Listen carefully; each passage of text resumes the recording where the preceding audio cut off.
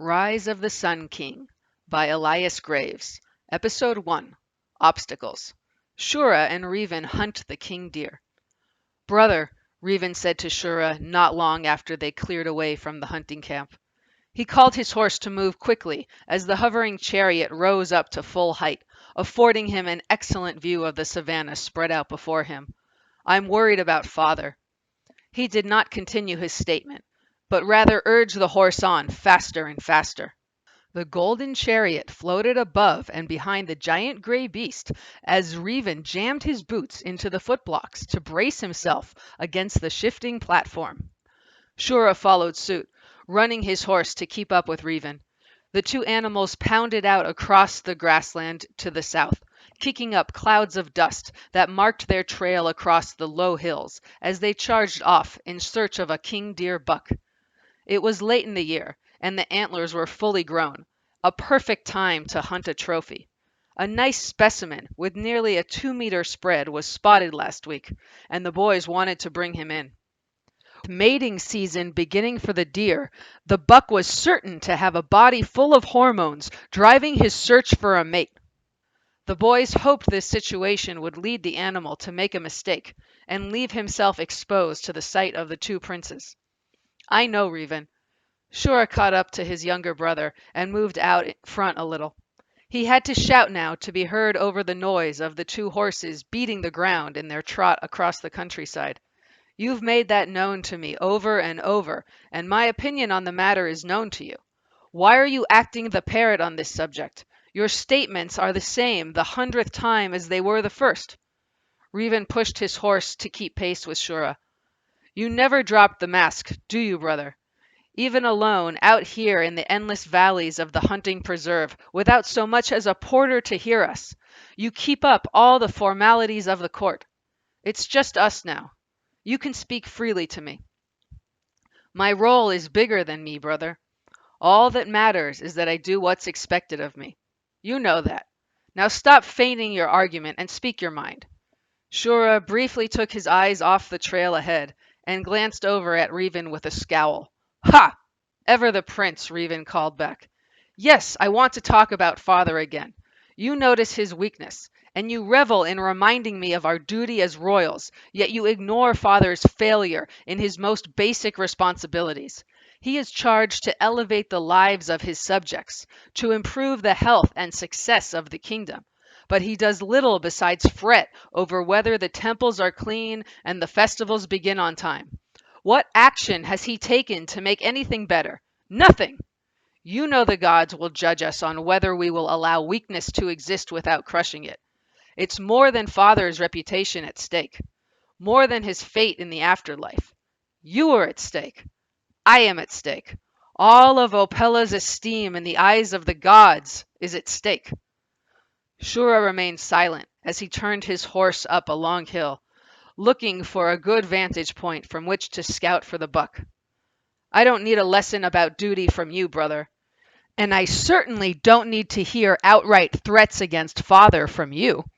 He is the king, the father of all the kingdom, the whole world. His decisions are his own, guided by the gods, and it's not my place to judge his thoughts or actions.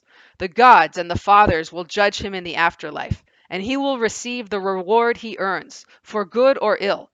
I will not be part of idle gossip about him. Revan peeled off to keep pace with his brother, heading up the hill. The savannah was a harsh place, filled with dangerous animals, unforgiving terrain, and wild men willing to skin and roast a kingdom man, especially a royal, on sight. In a world of green and brown, the gleaming gold of the two chariots hovering behind the massive gray horses was the visual equivalent of a royal fanfare announcing the prince's intrusion into this wild place. Shura brought his rig to a complete stop at the top of the hill, adjusting his chariot as high as the tack would allow him to rise.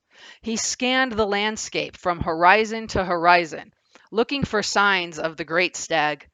His horse chafed at the upward tug on his harness and stamped his feet in protest, but Shura needed as much altitude as he could get to spot the deer. The chariot bobbed up and down a bit under Shura's shifting weight as he turned to look from left to right, spooking the horse even more. Revan matched Shura's posture on the hilltop, bringing his horse to a stop and raising his chariot up over the animal's head. The heat rippled the air to the eye, with waves radiating their energy back into the air.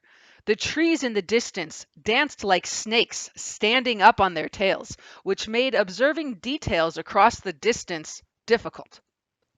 Shura looked over at his younger brother. It was easy to see why people believed Revan was the older of the two. He was taller than Shura, and his thin face, sharp jaw, and animated eyes reinforced his commanding voice. His proud posture, elevated face, and puffed chest were all clear signals he was a man who scoffed at the idea of following. Besides, brother, Shura said, even if we both disapproved of father's actions, what are we to do? We dare not speak to him with such disrespect, and our pleas to him will yield nothing but pain to us. He will not be changed, except his esteem for both of us will be diminished, and we will find ourselves princes of greatly reduced authority. I sympathize with your point of view, brother. It is not without merit. He has not provided progress for our people, but he has given them stability after an era of profound and rapid change. There is value in allowing people to pause and catch their collective breath, as it were. Revan began to reply, but Shura raised a finger in the air to let his brother know he was not finished. Revan rolled his eyes as Shura continued. Our grandfather Oman led Opella into an entirely new era when gravity was enslaved by us. He discovered the secret of making the heavy weightless and of turning stones into clay. He opened up an entirely new world of works to us. Overnight, difficult things became merely tedious and the impossible became daily life. Real walls, impenetrable walls, rose up to protect our fields and people. Monuments and machines and buildings erupted from the coasts of every continent around the globe.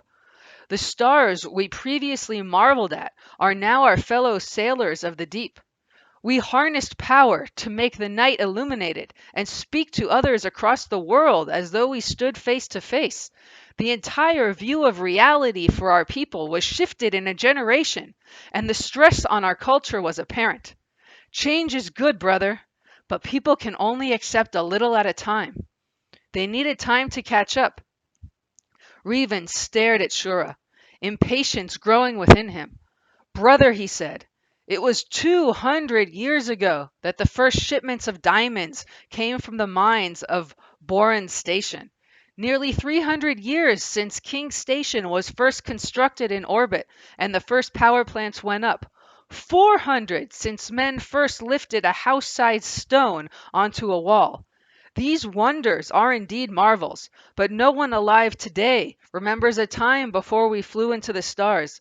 How many centuries are needed to catch up to history? He changed the subject. Look, brother, woolies to the west. He was up on his toes and shielding his dark eyes with a hand from the brilliant sunshine to see. It's a big herd, too. I see two, no, three large males with enormous horns. They are magnificent. He turned to look at Shura. The herd was nearly a kilometer away up the next hill, grazing in the warm sun. Their shaggy coats looked a little out of place there on the warm savanna, which was dominated by animals with considerably less fur.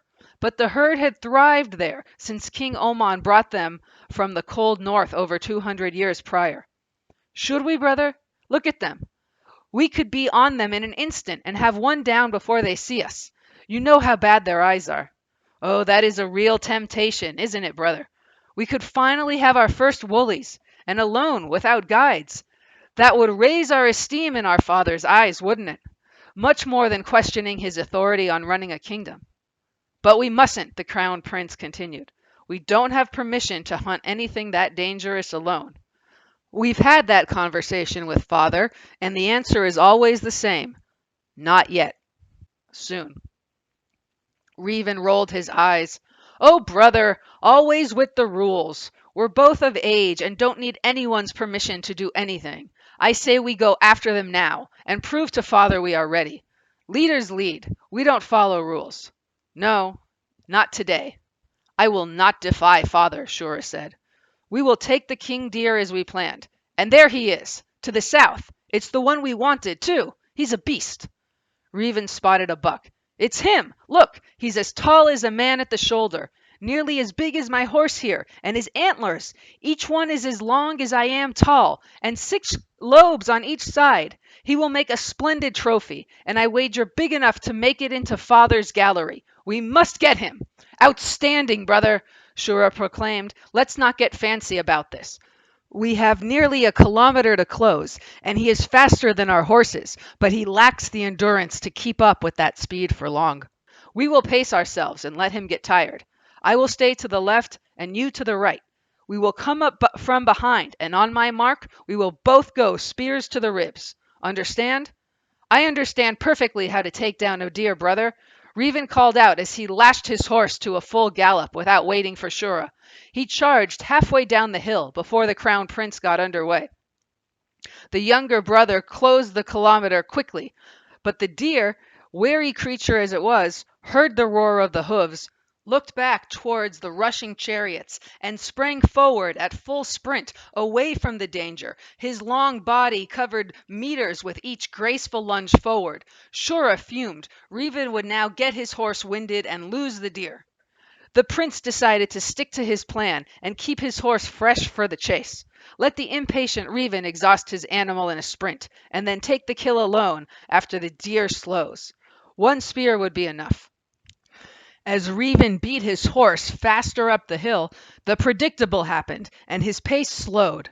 The deer began to open the distance. He had already crested the top and would disappear over the ridge any second, while the inflamed Reven furiously urged his horse on faster and faster. Shura kept his pace and soon overtook Reven, then rapidly closed in on the tiring stag. He guided his horse in close to the animal's left side and readied his spear, bouncing it in his hand to find the balance point he wanted. The deer peeled away to the right before Shura could raise the weapon. The animal's maneuverability was remarkable given his size. The strain of the long run was showing in his quivering muscles and panicked eyes, and he was losing speed. Shura yanked his horse around to the right, with his chariot swinging widely to the animal's side. This was a dangerous maneuver, and many hunters had met their own end trying to turn a rig so fast. But the young prince was well practiced as a charioteer, and made the turn with ease. As it turned, the deer saw Reven still coming in, so cut back to its left to avoid the second threat.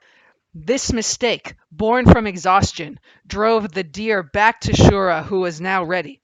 He thrust his spear down into the animal's ribs, just behind the shoulders, and leaned in to push the shaft as deep into the vital organs as possible. The deer lunged forward with an adrenaline-fueled panic and gained a few steps on the 2 brothers, now converged in their pursuit, but then stumbled and went down. As Reven rode past the scene, he landed a spear again into the animal's rib cage and then brought his horse to a stop. Shura jumped down out of his chariot and pushed a sword into the buck's neck, ending its struggle. Shura fell to his knees, gasping for air, partly from the physical activity and partly from the adrenaline and endorphin rush that filled his veins and mind with the thrill of the conquest and victory. Reven ran up to him, beaming with pride over the kill. He stalked around the animal again and again, sizing it up. He examined the massive antlers and proclaimed them to be the finest example ever taken from the king's hunting grounds. As he regained his composure, Shura rose to his feet and challenged Reven. You! Listen to me, little brother. Exactly this sort of impulsive behavior from you is why Father says we aren't ready to hunt woolies alone. A move like that could have gotten one of us killed. Do you have such little consideration for your safety? Is a trophy worth your life? Reven burst out laughing. Oh, Shura, you must learn to have a little fun. We are in no danger from this animal. Do we hunt birds with the same caution as tigers or bears? No. Now about Father. The insistent prince was determined to press this matter with his brother. Shura cut Reven off before he could begin. Not another word about Father. Do you understand? Our opinions mean nothing to the king of the entire world, and you would do well to keep your own confidence on the matter. As your brother, I have an informality with you that no other person enjoys, and you may use that as you will. But I warn you that others who hear such talk will not understand it to be idle discussion, and will assume it to be plots against the throne. Do not invite that upon yourself, brother. Do not. Reuben stood silently for a moment with his chin upon his chest, his eyes closed. He took a deep breath and let it out, then said, "You are, of course, correct. There is nothing to be gained from gossip. Let us celebrate our kill. We have the world at our feet today, brother. Let us bask in the sunshine, the smiles of the gods. We must give thanks for our kill. Then, when we get home, we should ask father for his blessing to hunt the woolies. What do you say, brother?" But inside, Reuben felt the growing realization that his brother was weak, just like their father. He fumed. Shura smiled. "Now you're making sense. You are right in saying the world is at our feet today. Life is certainly not perfect, but if it were, that would leave us with nothing to do when we take control in due time. I will agree to talk to father about the hunt if you swear to me that you will not take it so lightly as this one. Of course, brother, I am not a fool. An angry woolly can throw a man 20 meters, then gore him clean through with both horns in an instant. The only thing good about getting killed by a woolly is that the event is mercifully quick. Let us go tell the porters how to find the deer, and we will celebrate tonight like princes." The princes plead their case. The following day, home at the palace, the two found themselves in front of their father, who sat upon his throne. An imposing stone seat upon a stone dais in front of a stone wall made certain that all who entered this room felt the king's kinship to the eternity of stone. Shura believed that father chose to see them from his throne when he was going to say no to their request, although he had no real evidence to support that feeling. It was just a hunch. Everything about King Fasto was tall and thin. His stature, face, hands, limbs, and even his hat. His movements were purposeful, graceful, and not hurried. Each action was measured and curated to present the image of the fatherly, benevolent king, even to his own sons. As far as the world knew, there was no Fasto the man, apart from Fasto the king. He existed only to fulfill the obligations of his office. The young men approached the throne and took to one knee, bowing their heads as they approached the throne. The king spoke. "Welcome, my sons. May the gods guide your days. I am joyful to see you both and congratulate you for your majestic trophy that is certainly impressive enough to hang in the main gallery. I am well pleased in your skills. Please rise and come to me." The brothers lifted their eyes and rose, beaming with pride. The throne upon the dais meant the king, even seated, was still above eye level of the two brothers. Everyone must be smaller than the king. They looked up and smiled at their father as Shura spoke. "Thank you, father. May the gods guide your days. We thank you for your praise, and we work to increase your name and your esteem to the gods. We are pleased you agreed to our audience." "You are my sons. Of course I will accede to your desire for an audience. What sort of father would refuse to listen to his son? A poor one, that's who. Now what is on your mind?" Shura nodded toward Reuben, who stepped forward. "Greetings, father. May the gods guide your days. Shura and I are grateful for the trust you place in us. We endeavor daily to make you proud of our actions and to increase your name. We had a thrilling time on the deer hunt, father." His voice trailed off a little as he watched for his father's reaction. With none appearing, Reuben continued, "We spotted a nice herd of woolies." King Fasto held up a hand without hesitation. "No, you will not." "But father," Reuben continued in a noticeably higher pitch and with a little stomp of the foot beneath his robe, "you promised us for a year now that we could hunt them without guides soon. This is a beautiful herd not far from camp. The porters and guards will not be far, so far away that they can't reach us if there's trouble. Shura and I are competent hunters and horsemen, father. You cannot deny that. We are ready." He called out with a hand in the air for emphasis. Shura thought to himself that this was one of Reuben's better performances, but if he keeps up on the hysterics, all will be lost. Fasto shook his head. "My boy, You know the way to convince me is with a solid argument, not a tantrum. Does a Willie's horn care about your foot stomping? No, he doesn't. And an angry cow protecting her young is every bit as dangerous as that bull. It's not your skill as a hunter that I doubt, Reven. It's your judgment. He turned. Why are you having your baby brother make this plea, Shura? Why can you not ask me yourself? Is it because you know the two of you are not ready? No, father, I am ready. Fasto and Reven both noted Shura's use of the word I instead of we. I have hunted woolies with the guides enough to know how they react. They are not smart animals, father, and are predictable. Respect their size, endurance, and those monstrous horns, and it's easy to take advantage of their weak eyes. I can do it. I ask Reven to speak because he is a man also, and I do not want him to be neglected simply because he is the younger son. He deserves respect also. Fasto nodded his head and looked down with approval on his maturing prince. My son, you are ready. You have my blessing, and you are indeed wise beyond your years. The boys stood motionless and remained silent. They did not think the king would give permission to go, but here it is. Ha! I have left you two speechless. I am delighted that I can still surprise you sometimes. It is difficult for a father to let his boys become men, but it is inevitable. I must allow you to become the men you will be. Taking down the king deer is, in my opinion, a more challenging hunt than the woolies, if less dangerous. You may find it a less satisfying hunt than you imagine. Reven smiled to himself, hearing this prophecy. Be safe, Fasto continued. Be wary, and may the gods guide your spears. Father, we are certainly speechless, said Shura.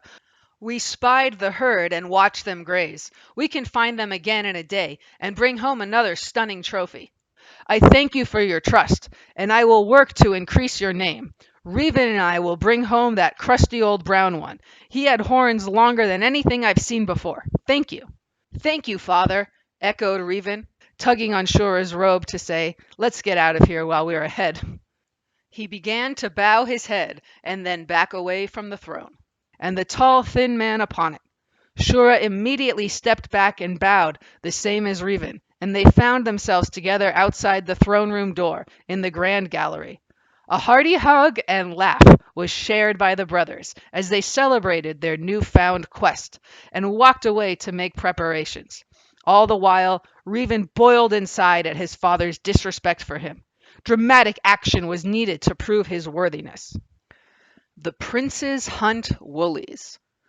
6 days later found the brothers mounted upon their golden chariots, floating behind the horses outfitted now for dangerous game. Both animals wore heavy leather to protect their flanks and necks from the possibility of contact with a woolly's horn. Each chariot carried 4 spears, and the princes both had sword and knife. Together they set off into the grasslands again, looking this time for the dangerous woolly horn beast.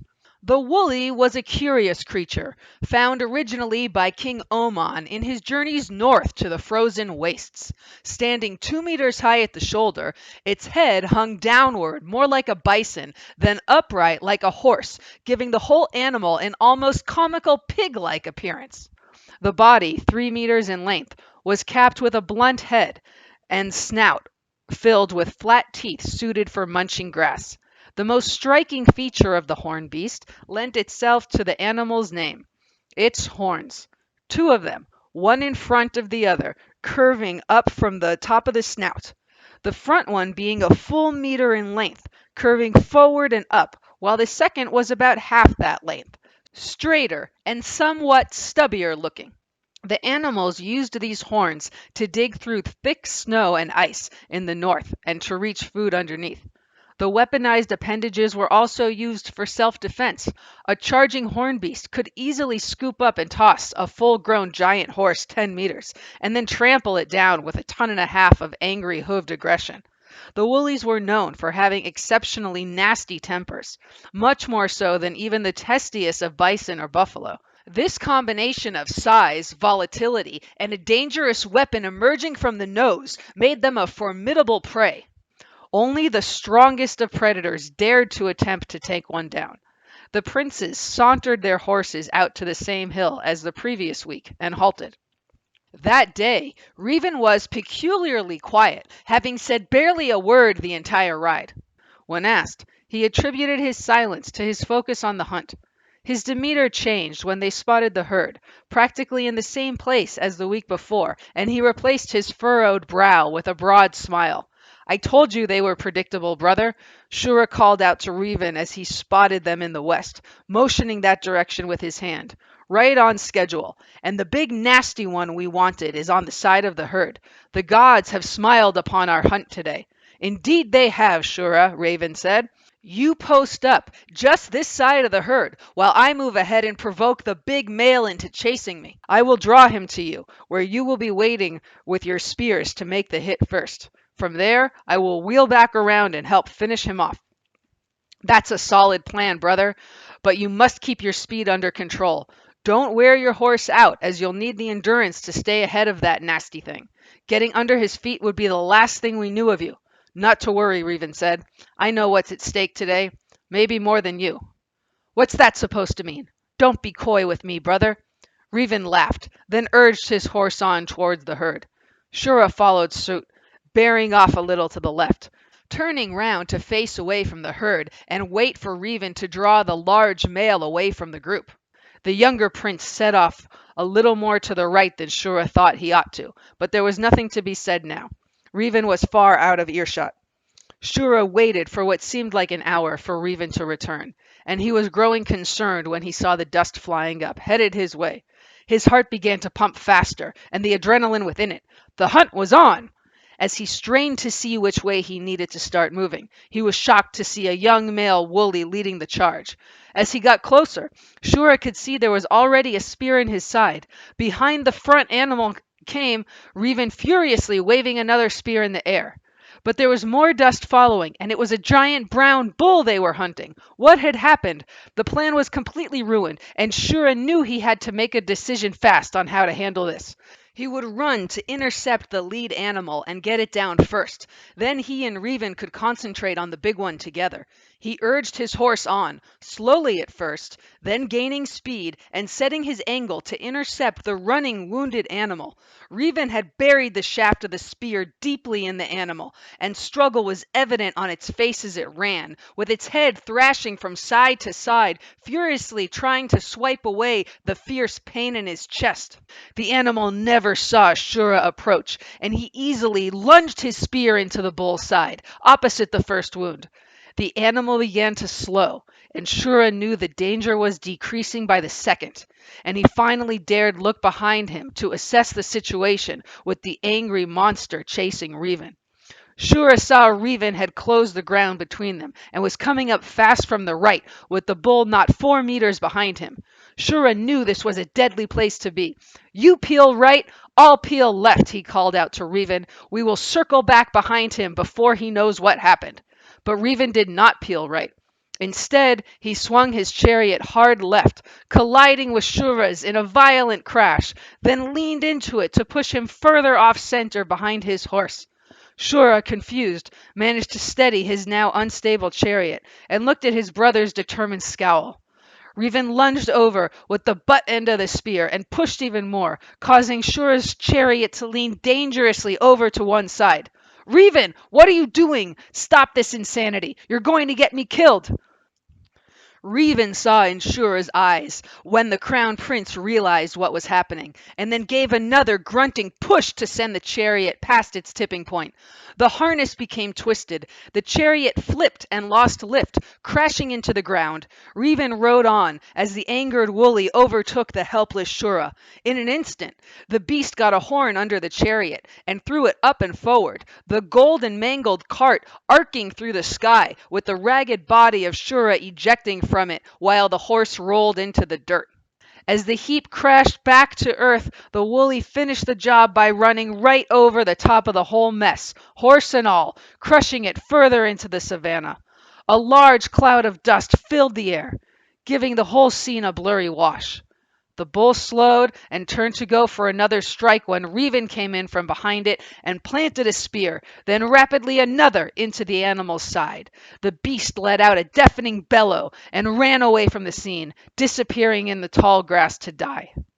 Revan pulled his rig to a halt and jumped down, running first to the downed juvenile Wooly to make certain it was dead. A sword plunged into the creature's neck produced no reaction from the carcass. Returning to his brother, he walked slowly, looking over the situation. He approached Shura's mangled remains, shaking his head. "Brother, I tried to tell you we had to act on father's weakness, but you wouldn't listen. You became an obstacle. Kings must lead, Shura. The gods have told us that. We must be leaders to Opella and take her to even greater glory if we plan to join our forefathers as kings, the kings as gods when our time comes. The gods and the fathers are harsh judges, and your future kingship was already in danger by your failure to act. Obstacles must be removed. I'm sorry it had to be this way, but history has a funny way of happening. I am destined to lead our people to places they never dreamed of, and you were in the way. You didn't see it. Father didn't see it, but he will. Everyone will see, even the gods." Satisfied, the bloody scene told the story of an accident. Revan headed back to camp alone, rehearsing his tale as he made his way. He rode into camp alone, and a murmur broke out among the staff. And by the time he got the chariot to a halt, a crowd of 30 porters, cooks, aides, and guards crowded around him, clamoring to learn the fate of their beloved crown prince. As he tearfully spun his tale of being surprised by an angry bull, and the wailing of the crowd began, the groom led the horse and chariot away, examining the damage to the side of the prince's vehicle, looking back at Revan with a furrowed brow, as the story of a horrible hunting accident unfolded from the animated prince's mouth. Rumors grew and circulated quickly around the camp, and suspicion arose within hours about the truth of Revan's story. He led a group out to the gruesome scene to collect both the trophies as well as the remains of the late crown prince, and the groom began to collect up the tact from the ruined chariot and dead horse, but Revan intervened. "No, gather it all together. We will burn the chariot. I do not want another to ever use my brother's gear. He deserves at least that much respect." As the group rode away from the scene, the smoke rose up into the sky of the savannah, while carrion birds circled above, drawn by the scent of death.